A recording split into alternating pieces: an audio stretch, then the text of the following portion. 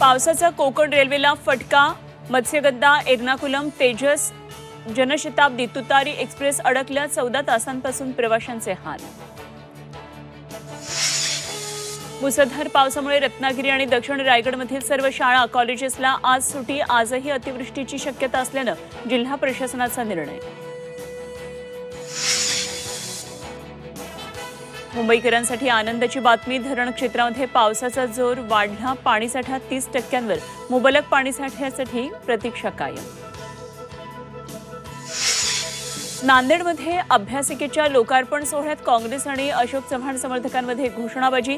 कार्यक्रमाला काँग्रेसच्या लोकप्रतिनिधींना डावलल्यानं काँग्रेसकडून विरोध। महाराष्ट्र विधानसभा निवडणुकीच्या पार्श्वभूमीवर आज भाजपची बैठक। निवडणूक तयारीसाठीच्या रोडमॅपसह जागा वाटप आणि मित्रपक्षांवर होणार चर्चा।